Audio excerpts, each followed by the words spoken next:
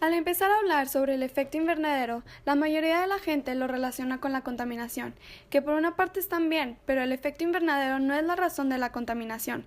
El efecto invernadero inició desde el nacimiento de la vida en la Tierra, siendo un proceso de calentamiento de la atmósfera para que la vida fuera posible y pudiéramos habitar en ella. La atmósfera consiste principalmente de nitrógeno y oxígeno y otros gases como el argón, dióxido de carbono, etc. Estos últimos gases son en cantidades muy pequeñas, pero al ser aumentadas contaminan la atmósfera. La Tierra puede mantenerse a temperatura ambiente debido a que cuando los rayos solares tocan el suelo, éste los conserva para después emitirlos como una radiación baja hacia arriba, transmitiendo el calor que absorbió por los gases, como el CO2. Un 30% de ese calor permanece mientras que el restante se va al espacio. Empecemos por el principal gas de efecto invernadero, vapor de agua, quien es el responsable de la creación de las nubes, y atrapan los reflejos de calor de la Tierra y dejan pasar los rayos solares. A la vez, estos también causan el enfriamiento de la Tierra. El siguiente es el metano. El segundo más importante es formado por bacterias que se alimentan de orgánicos y actividad humana como cultivo de arroz, que se descompone con poco o nada de oxígeno, quema de combustibles, entre otras. Este mantiene el calor mejor que el CO2.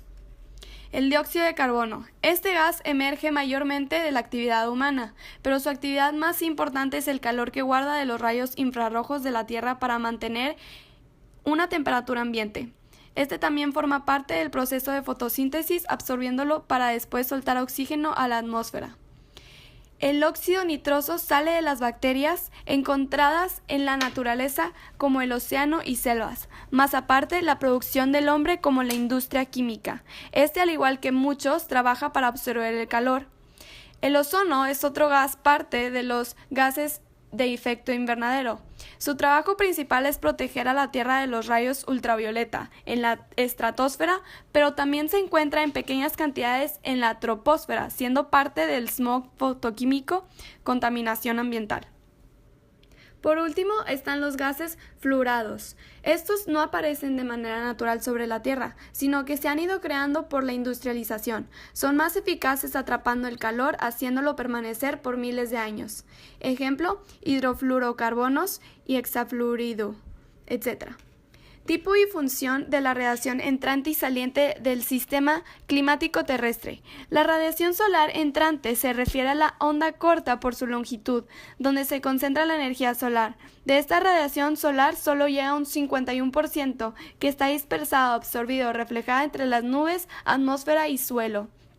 Para calentar la Tierra se necesita muchísimo más que solo el porcentaje que llega de energía solar, y es por la contrarradiación que esto es posible, ya que sus ondas son más largas, por lo que cargan más energía. La atmósfera es transparente a la radiación visible, pero absorbe la infrarroja, se calienta del suelo hacia arriba. ¿Cuáles son las diferencias entre efecto invernadero, calentamiento global y cambio climático? El calentamiento describe los aumentos de temperatura. El efecto invernadero es solo la demostración de cómo se calienta la Tierra.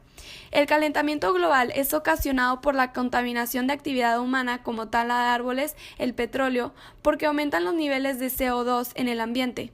Y la naturaleza puede tener cierta cantidad de CO2, ya que los océanos pueden disolverlo en aguas frías, pero cuando las cantidades de CO2 se exceden, estos quedan atrapados en sedimentos y al aumentarse la temperatura se hace difícil la disolución. Al igual las plantas que nos dan oxígeno para nivelar el CO2 del ambiente, pero la tala de árboles destruye la fotosíntesis de grandes ciudades. El cambio climático son los cambios en la distribución del clima por un periodo de tiempo, ocasionados naturalmente por erupciones volcánicas, la energía que recibe del sol, entre otros factores, o también por el humano como la abundancia de CO2. Este se ve reflejado en el aumento de temperaturas por todo el mundo, el derretimiento de los océanos más CO2 en el aire que respiramos. La variación observada en el clima durante periodos consecutivos de varias décadas se llama cambio climático.